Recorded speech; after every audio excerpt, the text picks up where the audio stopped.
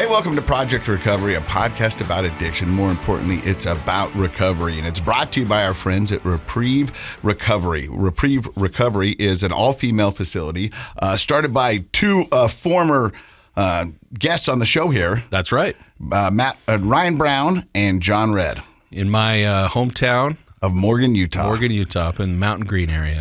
The all-female facility. If you want more information about it, go to reprieverc.com. Back for another episode. I do have an update on Seneca. Okay. I've been talking to his family members, his ex-mother-in-law, his sister, and what I'm hearing now is a fentanyl overdose. Really? Okay. Yeah. I've had several people reach out to me who listened to the show this week and wanted to know more, so I'm glad we have a little more information. They're going to plan a celebration of life. They don't have anything in concrete just yet. From what I've heard, his daughter said that he wanted an outdoor funeral and wanted people to show up in vibrant colors. Okay. So they're just trying to wrap their head around that. And so it got me talking to people because when I heard about it being a fentanyl overdose. That's like the new epidemic, isn't it? But what I didn't understand, and I guess I'm naive when it comes to fentanyl, I know fentanyl is a drug that you can get from the doctor. It's one that they can prescribe. Right. Like there's fentanyl suckers, there's fentanyl patches, and it was designed to help people who were experiencing extreme pain, maybe battling cancer. Yeah, it's a synthetic drug. Yeah. Mm-hmm. And then I've also heard lately that people out on the streets, I was talking to somebody else on Facebook, that their DOC is fentanyl. It's a powerful drug. Yeah. And so I was wondering, I was like, well, then how come fentanyl's killing people? And what I've learned or found out is that what's happening is drug dealers and the cartel are getting fentanyl that's unregulated. Right. From outside sources. Right. And then mixing it in with whether it be cocaine, pain pills. So they can get it cheaper, and it can be created in essentially unregulated illegal labs. Mm-hmm. And then you're right, they cut the other drugs, cocaine or heroin, things like that, with fentanyl because it stretches their product farther, right? Yeah, or it creates a product where a product wasn't. And so, yeah, I mean, there was a big case that was up in Holiday, Utah, where this kid was making these pills out of his basement. And they were like sugar pills with a little fentanyl in them and selling them as pain pills. I did not know that. Yeah, and so I mean that's a real thing. Recent? And we've got our guest here, Adam Rudy. He's shaking his head. That's a thing, right? Yeah. People press pills now. They make them look like they're just a normal, Roxy Cotton with the same, emblem? Logos, everything, but they press them. And I mean, it's a huge thing. And they were just putting little fentanyl in them so that they would get a kick, and they couldn't come back and say, "Hey, there was nothing here." Right. And so that's what the thing is. And now it seems to people are just their drug of choice is fentanyl. And you can see the everything you're saying. You can see how the consistency of what a person is taking varies greatly from pill to pill or time to time. Mm-hmm. And you can see, I mean, that's one of the problems with habituation. Your body gets used to things, and then you might end up one time taking way more than you mean to, and you overdose. Now, Adam, I don't want to put you on spot, and normally we wouldn't even be talking to our guests, but what was your DOC? All of it. So you have a little insight about heroin, fentanyl, and those kinds of things? Yeah. So if somebody was to use fentanyl as their drug of choice, is it something you smoke, inject, snort, all of the above? Yeah, I think it's just like anything else. And it comes in a powder? Because, I work for the news, and you'll be watching the news, and they'll say, just 2 granules of fentanyl can kill you. Yeah, I mean, I think nowadays it's so common that people know what they're getting. You know, like on the streets, I mean, I think people know that, you're getting these press pills from Mexico, and the addicts know what they're getting. It's not like the surprise thing where, you overdose on fentanyl. I think most users nowadays know what they're getting. They know that they're getting fentanyl, so yeah, they're addicted to fentanyl because they know that's what's on the streets. And that's it's cheaper, right? So it's way cheaper. Yeah, I mean, I've heard that the prices are like. If you think about it, if you are an addict and it makes sense that you're going for the bigger bang that costs less, right? Yeah. And if you look back over the usage of addicts, a lot of people have started on this podcast who got addicted to pain pills through a legal prescription. Yeah, having a surgery or whatever. Okay. And then they no longer can get those. So then they go to the streets and they can get the pills, but then they realize they're paying a crazy amount for pills. Yeah. And then there's at one point in that, a druggie or a friend will be like, hey, this is cheaper and it's going to last longer. This being heroin. And so now people are crossing a line that they normally would said they would never cross. Right. But because of monetary situation, they go, okay, makes sense. I'm going to get more bang for my buck and it's going to last a little longer. Right. So then you've gone from pills to heroin. And now heroin's like, well, we can actually get you something a little cheaper that's going to last a little bit longer. Well, yeah, and if you think about it, right, it's a supply and demand thing, and I mean the cartels and these big, it's easier to get the chemicals than grow a field of poppies. Yeah. So it's like you can manufacture this stuff in a lab. So of course it's going to start to take over because it's easier than producing it in fields and fields of poppies, and so and then you want to go follow cocaine. Cocaine goes to meth because meth is cheaper and will last a little longer. The same thing. You don't have to have a natural ingredient. It's all chemicals, so you can make it in a lab. You don't need, you don't need the coca plant anymore to create it. You create it in a lab. So. And some people at home will be like, why are you spending this amount of time talking about drugs? But I think everybody needs an education of what's out there and what's going on. Absolutely. Because if you're not talking to your kids about this, somebody else is. Well, and your kids are hearing about it. They know to some degree what's going on. I mean, every year the dictionary comes out with a word of the year. And I think last year it was authentic and being authentic. And everybody talking about being authentic. But a word that was right behind that had to be fentanyl because it was in almost every news story. It's in all these conversations, and it's a buzzword that's a couple of years ago we hadn't heard about it. No, and it's scaring people. Yeah. So much that, people, it's really a crapshoot when you're buying drugs, if you're buying them off the street or if you're buying them from a dealer, because you don't know. I would like to say that there's probably honesty in drug dealing, but You would? but I don't know. We all wish for things. Yeah, you know what I mean? But I don't think it is because I think Adam, tell me if I'm wrong, but I think it comes down to, like any corporate, bottom line, what the bottom line is. Yeah, and I mean, as an addict and someone who's, heavily in their addiction, I think you kind of know that you're taking that risk, even when it came to heroin, right? Like, if you have some sobriety underneath you, you always heard these stories of people going back out and dying the first time that they use because it's like they either do too much or they go back to using the amount they did, and you just can't do that, you know, and you haven't built up this tolerance, and I think nowadays the scary part is that you don't know what you're going to get. And so that brings me up to my next conversation. And Adam, I want you to stick on this because I was talking to my dad and I informed him what happened with Seneca and the fentanyl. And he goes, that's what I don't get. He's like, Seneca had everything going for him. He was an amazing man. He was a great father, very talented auctioneer, had money and everything going for him. Why would he throw it away? And I go, Dad, you're asking the wrong question. You're asking, why do you think he's doing it? Do you think he wants to do this? No, there's something else behind him. There's something else there that makes this seem like this is a better idea than what the alternative was. Well, your dad's questions are the underlying proof that this is a disease. 100%. Right, because it doesn't make any logical sense. Everything you just said about Seneca was true. Yeah. All those good things about that guy were true. And so it doesn't make any sense that he would throw it away. And I get why your dad would think that. But generation after generation, we need to educate ourselves better and understand this is a biological disease. And that's what I told him. I go, because then we got moved into, rock stars in their 60s and 70s. And he's like, my whole life I wanted to be a rock star. And I would see these guys get these rock star jobs and these rock star fame and all this stuff and to watch them throw away. And I go, Jimi Hendrix, Jim Morrison. And I go, but Dad, you forget that they're just people too with problems. Right. And they're trying to figure it out the best they can. And it's not like fame or money solves these problems. I think Biggie Smalls said it best, more money, more problems. Right. And, and they're just trying to figure it out themselves. Well, and the truth is addiction is not a respecter of persons. It doesn't matter how educated you are. It doesn't matter how talented you are. It doesn't matter how much money or many connections you have. Addiction can affect anyone because it is a disease, just like cancer can affect anyone. It's a fatal disease, right? It is. So you tell me that I have cancer. My first reaction is, well, how do I get chemo? Where do I go to get chemo?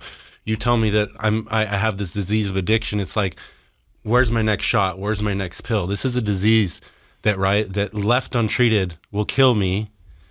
And if best case scenario, I end up in prison.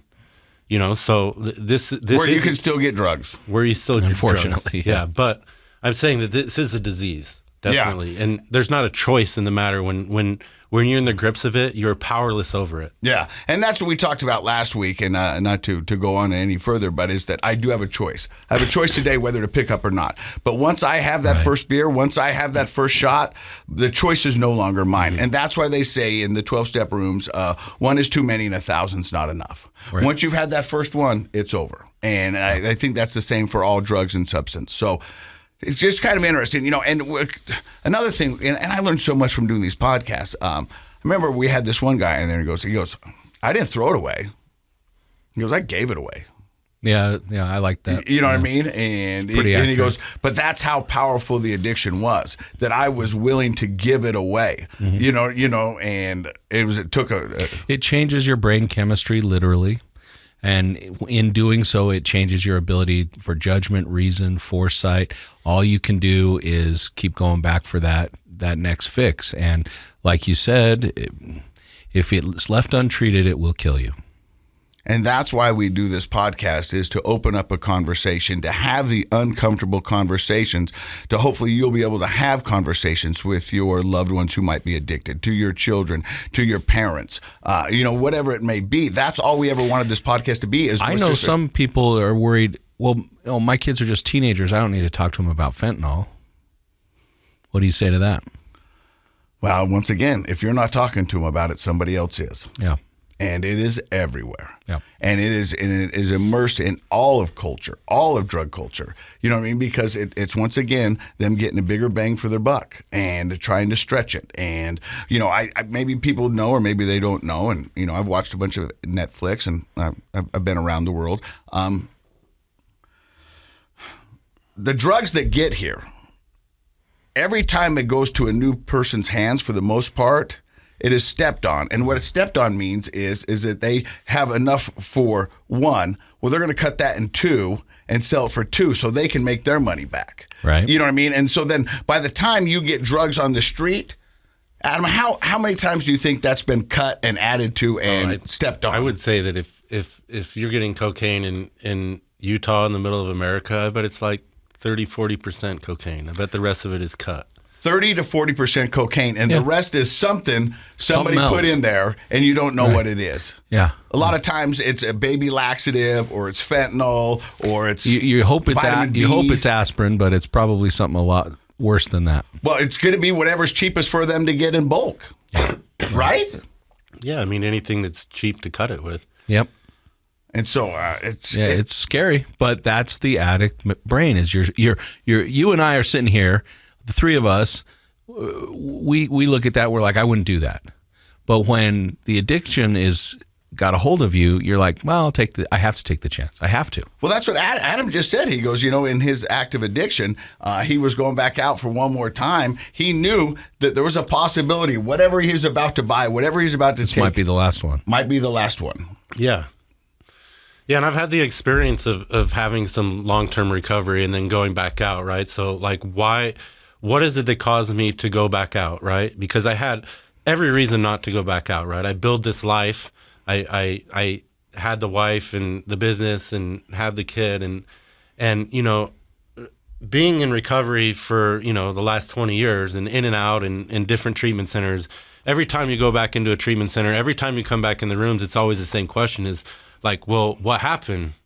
Well, it's like what happened is I stopped doing the things that were keeping me sober. It's really simple. It's that simple. I stopped doing the things that were keeping me sober every day.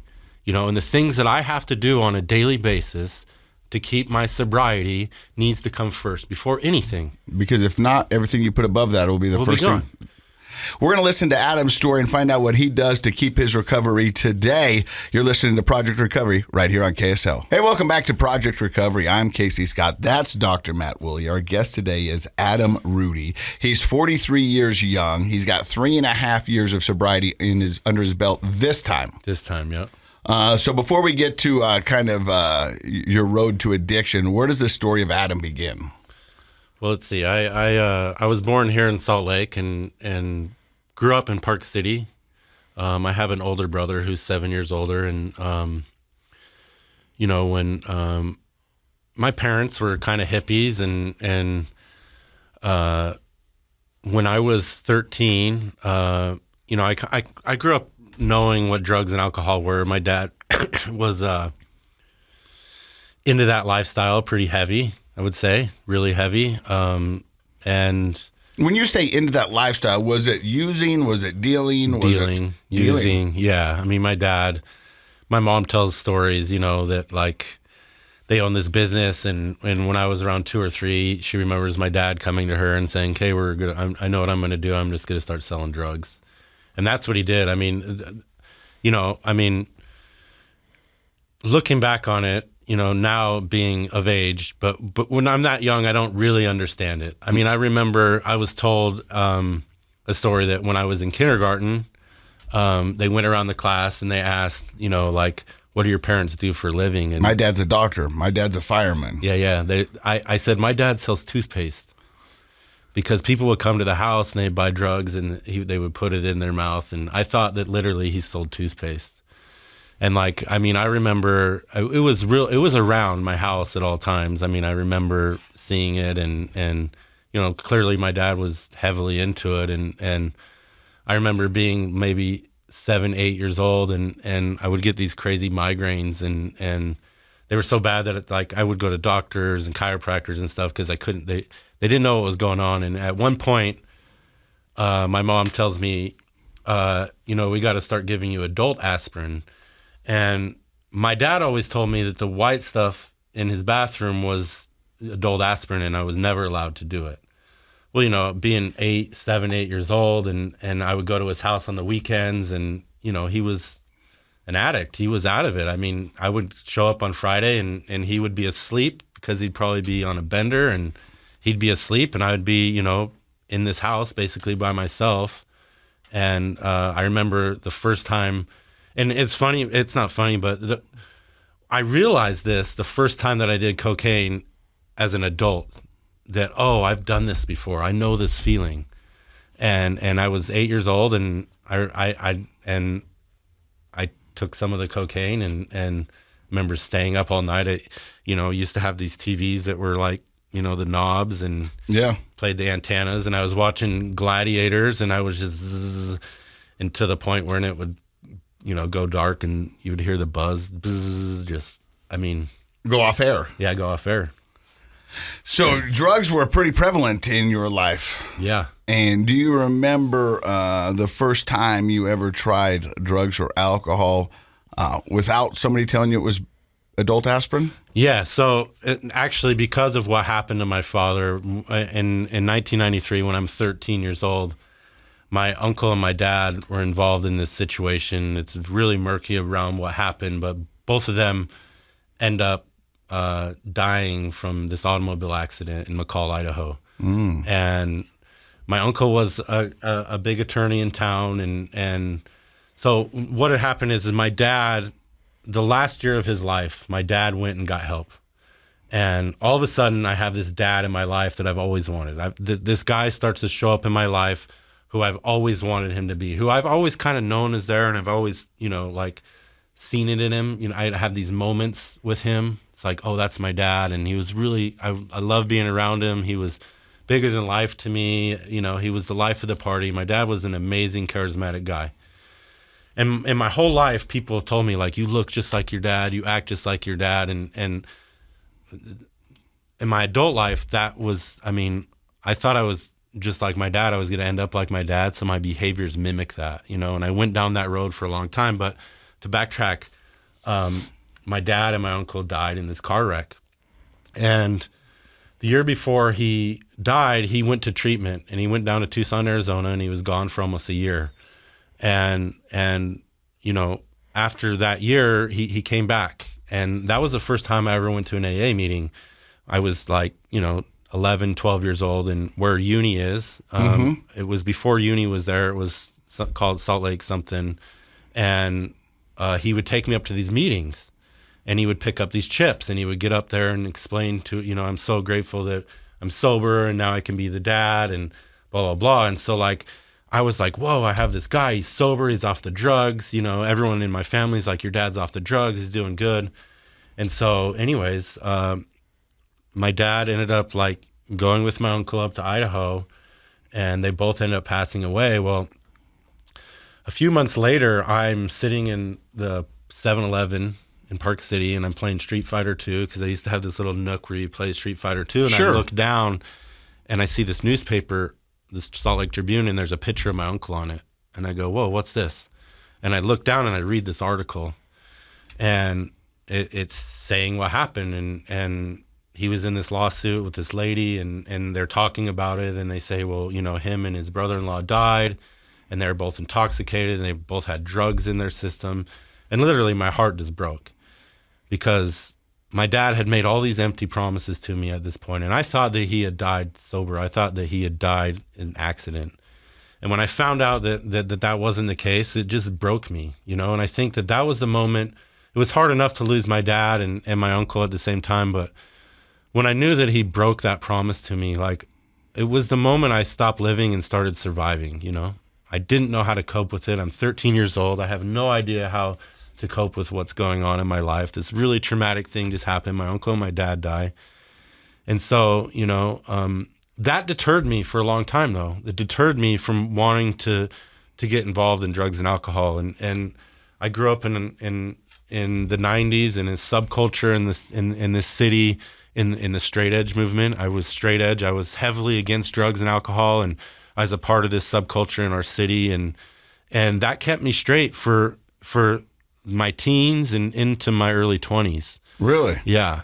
Dr. Mohammed, I mean, that's a lot for a 13-year-old to... It's trauma, right? And your response to this trauma was to become straight edge. And what we know about the straight edge movement is, while they're against drugs and alcohol, they're pretty angry a lot of the time. So fighting and being aggressive is a big part of the straight edge movement, especially back in the 90s. So I could see how that, as a traumatized kid who was dealing with the loss of grief and loss of his father, and then the trauma of the drugs and alcohol being part of that, I could see how that appealed to you, to find that that group that would take you in. Yeah. Yeah. And you know, at a really young age, because I have a brother who's 7 years older than me. And so when my father passed away, you know, my mom's a single mom. She's a salesperson, so she's working long hours. And so my brother ends up like kind of raising me in a sense, you know, and he's 7 years older than me, you know, so I'm 13, 14 years old, you know, my brother's in his 20s. And every weekend he's taking me to these concerts, and every weekend I'm seeing violence. I'm seeing real trauma, real life situations happen. I mean, I've seen my brother been stabbed 3 or 4 times. I've seen wild things, you know, and that created a lot of trauma. And I think that created a lot of me having to mask later on in my addiction, later on in my life, you know, not knowing how to cope with the things I saw when I'm 13 years old. Mm-hmm. So was your older brother into drugs and alcohol, or was he a straight edger as well? No, he was straight edge. You know, my brother is, my brother never went down the path that I did, luckily, you know.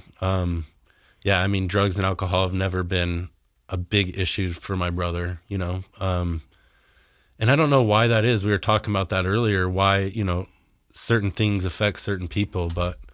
I've got an older brother who can walk away from a cocktail. Yeah. You know what I mean? That it's not his jam. You know what I mean? I got a younger brother who's got tendencies just like I do. You know, you know, my dad quit the same day I did. You know, and I mean, it varies for everybody.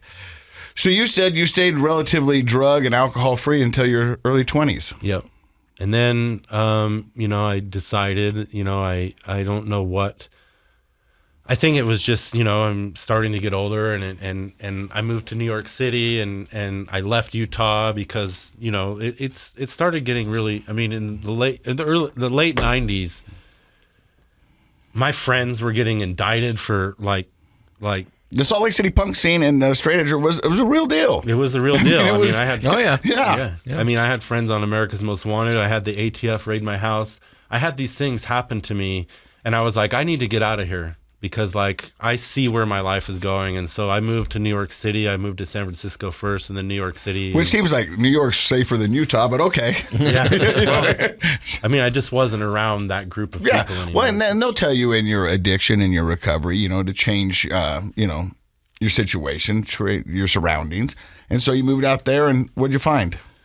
Yeah, I loved New York. I was out there for a few years, but as a young kid and living in a city that was really expensive to live in and getting homesick, I decided to come back. And I actually, that's when I first started drinking again, is when I came back. And I remember the first time that I drank was on Thanksgiving, and I was at my uncle's house, and my brothers had started drinking, and my other friends that I grew up with that were straight edge, and I was like, I'm going to give this a shot. And I just remember the feeling, and it was like coming home. It was like, oh, I could breathe, and like literally I could breathe. I'm like, whew. And there it is. Yeah.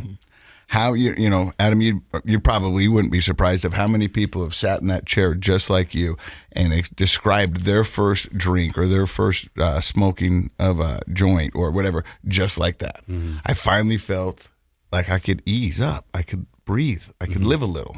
Yeah. And it just like a weight had been lifted. Yeah. And that worked it worked for a long time until it didn't, and then I tried to chase that feeling for so long, and that led me down a really, really rough road. So how long do you think drinking worked for? Oh, I don't know. I was a part of the social life and the bar scene, and it was fun. But I would say pretty, like I told you about the first time I used cocaine, pretty quickly I knew, this story of me being like my father and I knew that cocaine was going to be a part of my story. I knew that, I was aware that if I ever started drinking, I was going to go down that path. I knew it was inevitable. And as soon as I did cocaine, I was like, oh, this is really what I want to feel. How did you walk me through the first time you tried cocaine? Well, I was just drinking with some friends, and I was, because there was this there was this stigma and this shame around, because I grew up straight edge, and you're a sellout, and so I had all these friends that I grew up with that sold out, and that kept me straight even for a few more years after that. But I was with some friends that had sold out before me, and they were doing it, and yeah, I was on 7th East in front of the bar Ex-Wives, and I was with my brother and a good friend, and I snorted a line, and I remember going, where did you get this? I need to get more. And I literally went down to the other bar where they'd got it, and I talked to the guy, and I said, I need to get more. And then literally within a week, I had that guy's source. So I knew. You're working your way up the chain. Right away. Okay, I'm going to find where this guy gets it to where this guy gets it to. Now I'm dealing with a guy that doesn't speak English. And so that seems like it escalated pretty quick. Yeah. And I knew it was going to. And I think that's what kept me straight for a long time. I knew that it was. So I just want to comment on something and see what you think about it. You mentioned a couple of times that it was inevitable, that you knew you'd go down that path. You also mentioned as a kid that you saw this potential in your dad. And you always wanted to be with that dad that you wish you had. And then for a very brief time you had him, and then he was gone. Do you feel like that psychologically maybe was a drive? Like I feel like I want to connect with my dad. Now, not in a conscious way, but in an unconscious way. Maybe biologically you were also like your dad, like you said. Your dad was heavily into drugs. I'm guessing he had a similar experience at some point in his life where when he first started using drugs, he was like, oh, I can breathe. That's the biological grip that this disease has on people. But I also, there's a lot to be said about our family relationships and wanting to be loved, supported, and connected with the important people in our families. And that relationship between a father and son is so powerful. I wonder if part of you felt it was inevitable because you wanted to connect with your dad. So now doing a lot of work and doing a lot of therapy and working through this stuff, I work with the therapist. A part of my story is, I eventually did some EMDR and some trauma therapy, and I work with a therapist every week or every other week now, who has really, I've gained a lot of insight and a lot of, why did this happen? What caused this, and yeah, I think there was a part of me that I just wanted to live the rest of my dad's life out for him. I wanted to it was so hard. Finish his story, maybe, huh? And you know what? Through the and now I know the reasons why. These moments of clarity, or these moments that are like these godlike moments. I have a daughter now who's 10 years old. I'm 43. My dad passed away when he was 43, so I'm the same age as my dad when he passed away.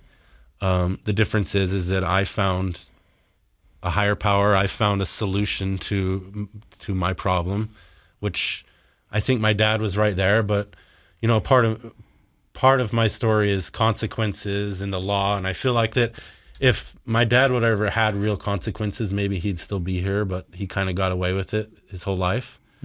But going back to what you're saying, I think I had to go through that to understand that, this is a disease. And my dad didn't do this because he didn't love me. My dad was sick, right? I have this 10-year-old daughter who's everything to me in this world. And, 5 years ago, I wasn't doing that because I didn't love her. I love her more than anything. I was doing that because I have a disease. And I have no power against it. When I'm doing it and I'm wrapped up in it, I don't have any defense against it. And so it makes it makes complete sense to me. I understand what Dr. Matt's saying is I think we all kind of emulate and want to be like our fathers, or at least a lot of people do. The psychologist part of me, we do talk about this being a biological disease, and it very much is, and everything you're saying is absolutely true about how the disease works. I also think that as human beings, we're a little more complicated than that, and sometimes we want to connect with our family with, why do people care about their family history, or those kinds of things. We want to be part of that. There's a drive, I think, naturally to be part of it. And part of what you knew about your dad was this powerful disease in his life. And I think that's great insight that you've learned in your own therapy, that maybe you were trying to connect with your dad and even finish his story in a way. And was drug and alcohol abuse and use, and that inevitable feeling like this is sort of my destiny is just kind of it's just an interesting comment that you've made. And I take very wholeheartedly now at this point in my recovery, and you hear people say in the rooms that they're a grateful alcoholic, and it's like, what does that mean? Yeah, I have trouble with that one. Well, it's like, if you've been to the depths of hell, if you've taken your life and you've seen how this has caused generations of family trauma and destroyed generations of family, and now I have this opportunity to break that cycle. I'm grateful that all of those experiences, everything that has happened to my family in the past, has brought me here to this point, right? Because now I have this opportunity to break this cycle. I have this opportunity for my daughter to not have to grow up with a father who is riddled with this. Yeah. And so I'm grateful for that. I'm grateful. I've never had thought of it that way. What an honor. You know what I mean? To be able to save your kids from going through the same road we did. And who knows? Maybe she goes down the same road. Yeah. We don't know. But she has got a better shot of not now that you're sober. Sure. And she has an example, right? And my daughter knows. My daughter knows. And we have actually, like this year on my 3-year, the first person I text is her, and I said 3 years ago, baby, Dad did the hardest thing he ever had to do, and he went into treatment, and look at our lives, and I remember the moment. There's a few moments in these last 3 years that really stand out to me. And one of those moments was the day I went through a program called Brighton Recovery, and I did their whole program. I mean, I was a part of the program for like 6 months. I did the inpatient, sober living, IOP, PHP, all of it. And I remember, I remember this moment. I was in jail, and I remember, it was during COVID, and they would only let us out for so long. And I remember making a phone call to Stevie's mom, my ex-wife, and I remember and telling her, like, all I want in life is just to have a place for me and my daughter that she can be safe, and that I can help raise her, and that happened in my recovery. And I was given this key, and it wasn't easy for me because I'm a felon. I have a background. It was really hard for me. The first few jobs that I got this time, I actually went to work for Brighton. They gave me an opportunity to go to work for them because they saw it in me. They saw something in me that I could help a lot of people. And so they gave me this job right out of basically treatment to be a case manager. And because of my background, they had to let me go. And then I got another job, and because of my background, they had to let me go. And this reoccurring thing of my past coming up and here you are, and that happens to addicts all the time who are trying to get their life back, but unfortunately can't because of things they've done in the past. And so they've got felonies. They can't find a place to live. They get jobs, or they lie to get jobs only to be found out later and have to be let go. And it's very disheartening and doesn't give you much, comfort for moving forward, because you're like, hey guys, I'm sitting here trying, and every time I put my foot forward, you kick it back. What do you want me to do? Yeah. And I was to the point of, like, it's like I've done what the judge asked me to. I've paid my debt to society. I am not my mistakes. I am not my past. I am this new person. I am a contributing member to society and to my community. I have a lot to offer. I have a lot of experience, and so why is it that this keeps hindering me? Why is it that I can't find a job? I can't find a house. I can't find an apartment. I'm filling out these applications and paying for background checks, knowing I'm not going to get accepted. And so this moment in my recovery this time, and I was so frustrated. And I'm like, what am I going to do with my life? I'm 43. I've blown my life up. I had a successful car lot. Like I said, I had long-term sobriety before, and I was able to build this life, and I think we talked about it before, and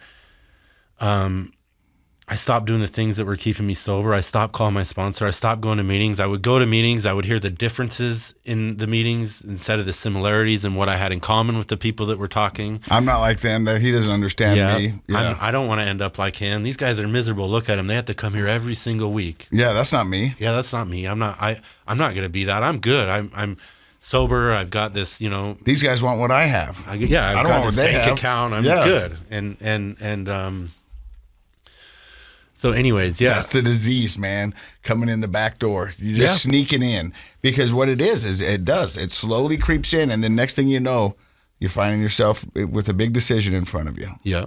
In an unfair fight. You just brought a knife to a gunfight. Yeah. So let's get back to your story a little bit. You tried cocaine. It escalated really quick. Pretty soon you're talking to a guy who doesn't speak English. Yep. And what? Are you starting to deal now? I'm not really. I'm starting to not have to pay for my habit. I'm not like dealing, but I'm like definitely, I have the connection where people are coming to me. Yeah. And I'm getting, they call that a dealer. Yeah. It's not like I was like some big dealer. No, but it's a dealer. Yeah. You know what I mean? I guess you're right. Yeah. And so at that point, does it become a problem? Do you see it's an instantaneous problem, or does it sneak up on you? No, I knew right away. I knew what was going to happen because I'd seen it. So how does that run come to a crashing end? Well, I end up in jail a few times. I end up with 3 DUIs. I end up in drug court. I end up in the First Step house. I end up in the Haven. I end up. This has been a journey for me. Yeah. And so, how did you enter rehab for the last time before you got the car lot? Well, I was given an ultimatum. You either go to treatment or you go to jail. And so I chose to go to treatment. And did you even contemplate jail? No. I sat in jail for a few weeks at that point and was like, I don't want to be here, you know. But I kept doing things to get in there. I mean, I was reckless. I think I got 2 or 3 DUIs within like a 2-month period. I mean, I was out of control. And that's kind of the story of my life, is like I end up like getting some clarity and getting some time, and then I end up like blowing my life up. And so I went into the First Step house, and I was with my first, kind of like my high school sweetheart. Well, we'd known each other my whole life, and I was with her for like 15 years, and we were really codependent, and we were like fire and gasoline to each other. And I went into the treatment center, and I worked with the counselor and a therapist, and she said, you know, you need to change everything about your life. And one of those things was I had to leave this relationship. And so I had to make these big decisions in my life. Like, do I want to stay sober, or do I want to die, basically, because I knew where it was leading me. Mm-hmm. I mean, I'd been in car accidents. I'd been in and out of jail. I was living recklessly. I was living the way my dad ended up, you know what I mean?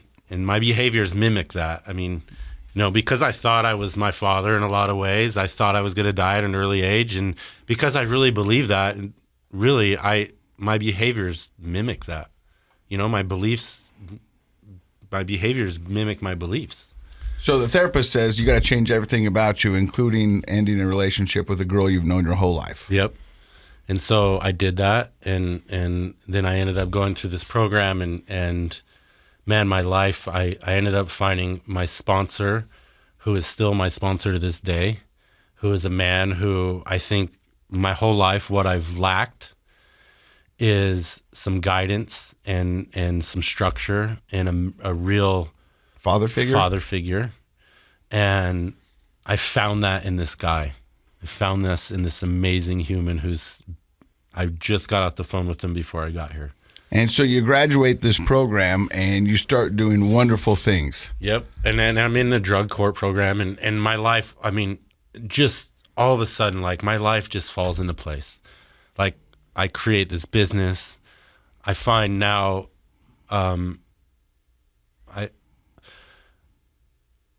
my ex-wife, who is honestly like probably the most important person in my story, she went through this whole thing with me and always believed in me, and always, I mean, she was like sent from the heaven for me at that point, you know, and such an amazing person and an amazing mother, and I wouldn't be here today if it wasn't for her, for sure. And I always say that like, I haven't done a lot of good things in my life or right things, but one of the best things that happened to me in my life was being able to have a child with her and have that family that I had. And later on in my story, I ended up blowing that up, and that was really hard. But yeah, so I went through the First Step house, go through sober living, start this business. Life is good. I have the house. I have the 2 cars in the garage. I'm making money. The next thing you know, I start thinking that I don't need the program. I'm good. I'm happy. Look at all that I have. And before you know it, I'm not going to, you know, I'm not talking to my sponsor. I'm telling my wife, I don't want to be like him. He's miserable. Look at him. He's, you know, he still has to go to meetings, and look how long he's been sober, and that's not going to be me. And then before you know it, like, we're on a plane. We're going to Hawaii, and we're on a plane, and I'm on vacation, and I'm going in the back to the stewardess going, I need shots, and I'm drinking on the plane. I land in Hawaii, and I don't want them to know, and I'm drinking the whole time while we're on vacation in Hawaii, and literally I'm calling people back home, and I'm saying, when I get there needs to be drugs in my garage. And by the time I landed on this week vacation, after having years of sobriety, I walk into my garage and there's drugs sitting in my toolbox for me. And it led down this 5-year reign of me catching more felonies, being on probation, in and out of treatments, in and out of jail. I mean, months and months of, 3 treatment centers. I think a total of 9 to 10 months of jail time. I was on an ankle monitor for an entire year. Let's go back to the airplane. What made you think to go back to the back of the plane to get drinks? I mean, like an addict will tell you that you made that decision a long time before just then. Mm-hmm. And sounds like you probably made the decision when you decided not to continue your recovery. Yeah, I just thought that I had it, I just thought that it was going to be different, every time. And I've been able to accumulate time after that of brief sobriety. And every time it's like, the thought is, oh, well, it's going to be different this time. I got it. I've made those promises. I know what I did wrong. I won't do that again. Yeah. When they ask me for shots this time, I'll say no. You'll make you. Well, I think you said it best when you said, I don't need this program anymore. So I think that's what people don't understand is, everything we do wires our brain, but the more powerful the experience, the more powerful the wiring. And so something like drugs, alcohol wires our brain in a way that your brain starts to want and need and talk you into going back for more and more. That's obvious when you're deep in your addiction, but I think people forget that wiring's still there even if you've been sober for a while. And sometimes that wiring gets, stimulated and your brain starts to work against you. Your brain says, you don't need this anymore. Why don't you go on vacation in Hawaii? Why don't, maybe that stewardess will give you some shots in the back. You'll be fine. You can handle it. We just need a little feeding. Just, what is it? Little Shop of Horrors, feed me, Seymour. Yeah, oh yeah. Right? I think your brain does that to you, and it takes a long time for that wiring to start to fade. And many people I've talked to who are in their later years, it's still there. Of course, yeah. And I think it'll always be there. Yeah, and you can't give in. You can't do without the things that keep you sober. If you do, that feed me, Seymour starts coming back into your mind. So you said after the vacation to Hawaii, things got way out of control. Multiple rehabs, multiple jail stints, multiple felonies. Mm-hmm. What does your rock bottom on that bender look like? Well,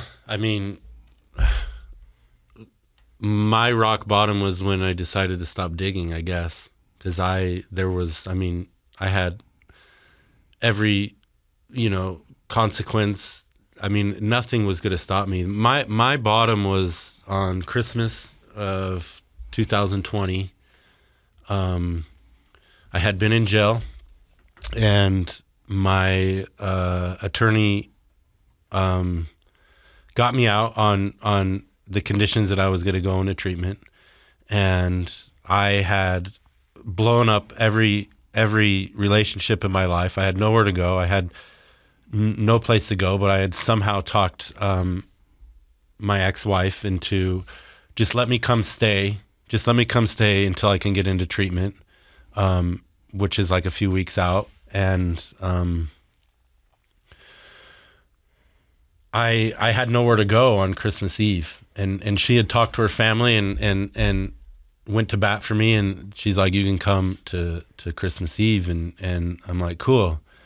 And I was like just a few days out, and I swore I was in making those phone calls in jail saying it's going to be different this time. There's no way I'm going to go back. There's no way. And I think it was the same day or the next day I was high, and it was Christmas Eve, and I just couldn't lie to her anymore. And she knew, and they left that night on Christmas Eve. And I don't know. I think my ego was too big to kill myself, but I didn't want to be there. I didn't want to live anymore. I was at this place where I was at this tipping off place where I just couldn't do it anymore. And I knew what I had to do was I had to reach out to someone. And so I reached out to this guy, and it was Christmas Eve, and I didn't really know him, but I knew him through a mutual friend that I was in sober living with. And I knew his story and I knew that he could help me. And that guy to this day, his name's Charlie Osborne.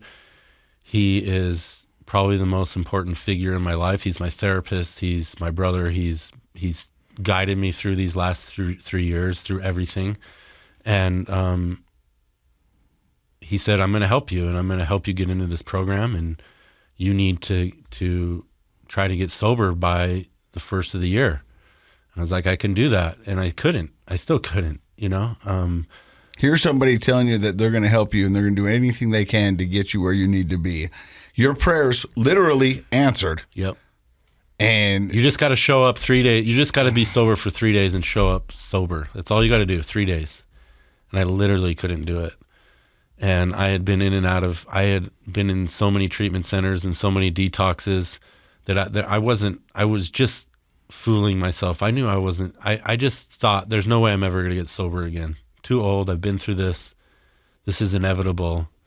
And I'll never forget this. My mom drove me to the treatment center in Ogden. They have a monastery. It's a really cool facility. Yeah. And she drove me up there. And my mom's, been through everything with me. And my mom has always stood by me and always, but I had stepped on her and manipulated her for so long that she was just at this point where she's like, I'm done with you. And, we drove up to Ogden and we argued the whole way up there. And the last time I ever used, I said, you need to pull over. I need to use the restroom. And we're from Holiday, Utah to Ogden, and I'm going into treatment where I'm supposed to be sober, and I can't even wait that 40 minutes. And I go into this bathroom, this Sinclair, somewhere on the side of the road in Bountiful, and I used. And I was like, I'm going to hide my drugs. I'm going to keep using while I'm in there. And I walked into this facility, and I saw this guy there, and he said, this is your chance. This is probably it. This is probably your last opportunity. And I believed him. I believed him, and thus embarked this amazing journey that I've had. And I was still in trouble, and I was still facing a lot of jail time. I still had a probation officer that really wanted to see me in prison and was so sick of me and knew that I was using treatment and these things to hide out and not have to deal with my consequences. I got really good at I'm telling you right now that if there was a successful way for me to use, I would have figured it out, because I did everything. I had everything juggled a certain way, and if there was a way I could have figured out, I would have, but there's just no way, and for whatever reason, I was at that emotional bottom, and I'm like, I'm done. I don't want to live my life this way anymore. I'm just done. And what I did was I went into this treatment center and I said, you know what I'm going to do this time is I'm going to do it the way that they told me to do it.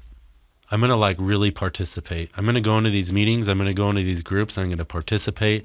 I'm going to be a member. I'm going to be an example to the people that have been there, because I'd been in so many different treatment centers. And for whatever reason, this time I just believed these people are experts. They see this day in and day out. Maybe I should take their advice. Maybe I should do what they're telling me to do. What you're saying is the same thing that happened to me, because I tell people I was the CEO of my own company for 45 years, and we had some good years and then we had some really bad years. And obviously I wasn't the best at running Casey Scott, the company. So let's let somebody who knows how to deal with this, because I made plans to quit. I did the same thing. I fought with it. I tried to outsmart it. I tried to outthink it, outmaneuver it. I threw everything I knew at this disease, hoping to beat it, or at least to keep it at bay. Yeah. And it didn't. And so when I went in there, I said, okay, I'm going to listen to you guys, because I can't do it. I've tried. I've done everything I know how. So same thing. You guys are professionals. This is what you do for a living. So let's not be the smartest guy in the room. Let's not work on being funny. Let's just listen and let's participate. And we've had people on here, and I agree with them. If they would have told me to put my head in the toilet, I'd have put my head in the toilet. Yeah. And I think what I took out of that and the experience I had from before, which I'm so grateful for, people say, oh, well, I went back out and you've lost all this time. Like, I think, the other thing they say a lot when you go back in is, well, what's going to be different this time? What's going to be different? What are you going to do different this time? And it's like, well, everything. I'm going to try to do everything different. And what I did was I started listening. They told me that this is what I should do, and I would do it. And to this day, 3.5 years in, like, my recovery looks pretty similar to what it did when I was 90 days sober, when I was 60 days, when I first got into sober living. I go to 3 to 5 meetings a week. I go to FTR, which has been a huge part of my recovery. Yep. I mean, Ian Acker and what those guys have built with Fit to Recover has literally changed my life. It's an amazing program. It's a special place. Yeah, and like, that became such a big part of my early recovery. I would go to that gym every day, and I would sweat, and I would get out of my head, and I would connect with other people. And I've met this community of people that are just my family now. And that became a huge part of my recovery. And I learned to do yoga in treatment. I'd never done yoga, and now I do yoga. I did yoga for the first time in treatment. Yeah. And I'm going to tell you right now, you want to see the funniest thing you've ever seen? See a bunch of addicts trying yoga for the first time. You know what I mean? It's not the most graceful thing you've ever seen. Downward dog. Yeah. And it's not the best smelling either. Yeah, I'm just going to be honest with you. But I remember thinking to myself, I was like, because this was the addict brain in me. I was like, how is yoga going to help me stay sober? Yeah. And I still wasn't sure, but I tried yoga and I did it. And, Well, you said it, getting out of your head. Things like meditation, mindfulness, yoga, Tai Chi, that allows you to shift your mindset. Mm-hmm. It allows you to shift your focus. And when you realize, I can do this anytime I need it, anytime I want to, I can do it every day, and you rest your mind. It's not just your brain, but it's your mind. And I've loved meditation's been an important part of my life for probably over 10 years now. And I think it's one of the most valuable tools a person can use to stay sober. And you said it right there. It's just another tool to put in your tool belt. And absolutely. Yoga, meditation, mindfulness, 12 steps, whatever you want to put in your arsenal, you're going to need it because this disease is wicked. It's unwavering, and you're going to have to give it everything. I also like how you said that what your recovery looks like today is pretty much the same as when you first got out. It sounds to me like that consistency of a program is important for you. Would you say that? Yeah, and I think, that's been the biggest part, is just keeping that structure and that routine, For me, when I was in active addiction, I used to tell everybody I thrive in chaos. I love the unknown. Yeah. That's just what makes me fun, makes me who I am. Well, I'm just good for anything. It also got you in trouble. Yeah, it turns out I like structure. I like a routine. And I work a lot better with a structure and a routine. I mean, if I'm not in bed, all do. If I'm not in bed by 9:30, things are, what's going on?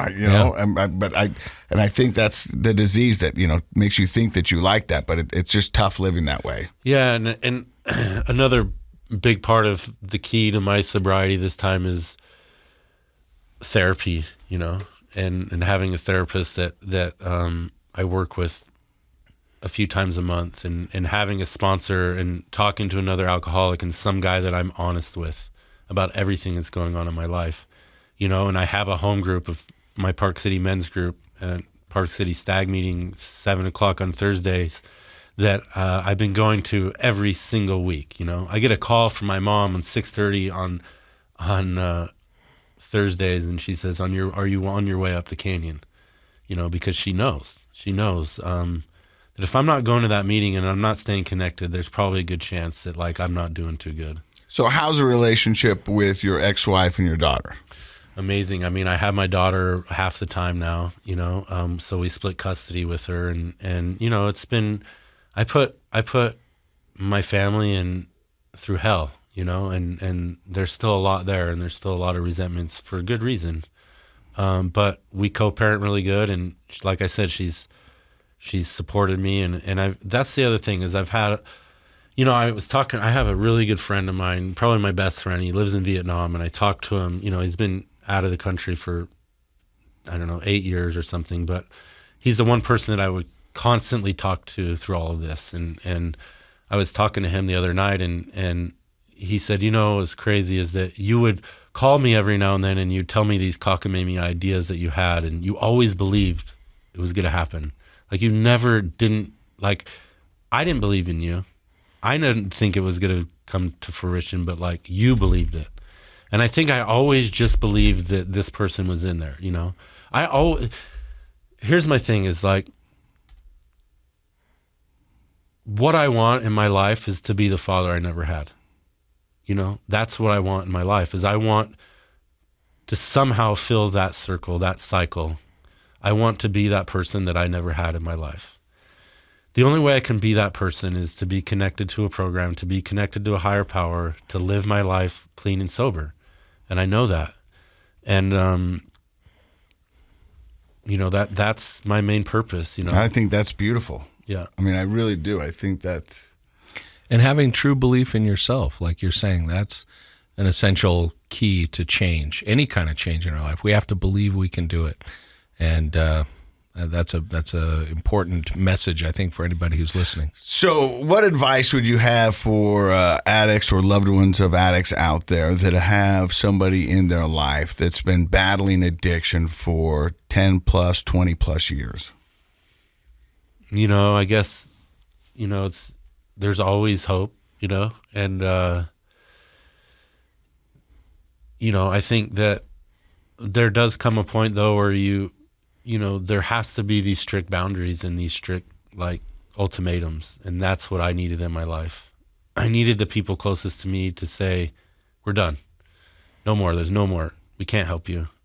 You know, and going back to that story with my mom and using it, the last time I used, I drove up to the center and like my mom has always supported me through jails, through all of it. And she knew the whole program because of how many treatment centers I went in. And we were arguing the whole time on the way up there because she knew. And she was just so done with me, Casey. She was so done with me. And I believed her. And she said, hey, before you give them your phone, I want you to look at it when you get in there. And I said, what? She said, before you give them your phone and they take away your phone, I want you to look at it. And I said, okay. And so I get into this treatment center and they're going through my bags and they said, do you have anything? And I go, no. And I had drugs hidden in my bag in the same place that I've always gotten them in through treatment. And this fella, Charlie Osborne, says, do you have anything, bro? Because this is your last opportunity. And I said, yeah. And I told him where it was and I found it. And I broke down in this room, in this library, and said, I just want to be done with this. Just want to be done with this. And so they're going through my stuff. And before I handed my property, I said, oh, yeah, I need to see my phone. And I look at my phone, and my mom's like, don't text me. Don't call me. I'm done with you. I'm done with this. And I believed her. For the first time, I was like, she's not playing. And that was some serious motivation because, you know, my mom has always been there for me. My mom has always stuck there with me. And you know, I don't know what it is, man. I don't know if I could bottle it up and sell it, I would, but it was the gift of desperation. It was the gift of there's nowhere else to go. I had hurt everyone for so long. This was such a cycle of my life of in and out of the system and in and out of treatment centers. And what am I going to do? Like, how am I going to do this different? I don't want to keep doing this. I have no power. When I use and I'm in my addiction, I don't want to be there. I hate it, but I don't have a choice. Yeah. Well, it sounds like you're doing wonderful things, and I think your story is going to inspire and help so many out there. Dr. Matt, your thoughts on the man, the myth, the legend, Adam Rudy. Well, first of all, I was going to say, you know, that's pretty powerful what your mom did. It must have been hard for her. It sort of reminds me of you calling up your mom, Casey, and saying, I shouldn't be here. I just have Bud Light on my system. And your mom said, nope, that's where you're supposed to be. And setting those hard limits as parents or loved ones or best friends of addicts, I think it's hard on both ends. It's hard for a mom to say that. It's hard to hear that, but it's what you needed to hear. And one of my takeaways from your story is the power of shifting your focus and your mindset. Once that happens, great things can happen. But when we stay in that mindset of addiction, or maybe I can get away with it, dishonesty, like you said, authenticity, lack of authenticity, until we can shift our mindset, nothing's really going to happen for us. So that's a great takeaway for me, and thank you so much for sharing your story. Yeah. The thing I love about your story is that a lot of your story mirrors what I went through. And I still, have a hard time saying I am grateful for this disease that I have. Mm-hmm. I just have a hard time, but having you explain to me that this allows you the opportunity to break the cycle for your daughter makes me think about it because, I want to be able to provide that for my kids. I would like to say that because I went through this, you won't have to, or you will know how to be better equipped when these things happen to you. And I mean, as a parent, that's all you want to do is provide safety and a safe place for your child to be. And I know in my active addiction, they weren't. And I want to make sure that I'm the house or the first person they call when they need anything. Yeah. And I think that's when I talked to my sponsor before I got in here, he said the one word to focus on is gratitude. That's the one word you need to focus on. And I have so much gratitude in my life today. Amen. I have so many amazing people in my life today. I've surrounded myself with this community of people, with these men in these rooms. I have relationships with women today that are strictly platonic, that are like sisters to me, which is crazy, right? Yeah. And so I think we leave with this, and we've said it on the podcast so many times before, the opposite of addiction is an abstinence. It's connection. And you found your connection. You have found your family. My tribe. And your tribe. And your vibe attracts your tribe. And your vibe right now is awesome, buddy. Yeah. Thank you very much for stopping by. Yeah, thank you. I appreciate it. Thank you for listening to another episode of Project Recovery. And in case you forgot, Project Recovery is brought to you by not only Reprieve Recovery, which is up there in Morgan, Utah. Right. Also brought to you by KSL. TV. Radio. Podcast. News. Whatever. Sports. All of it. KSL. Okay, so real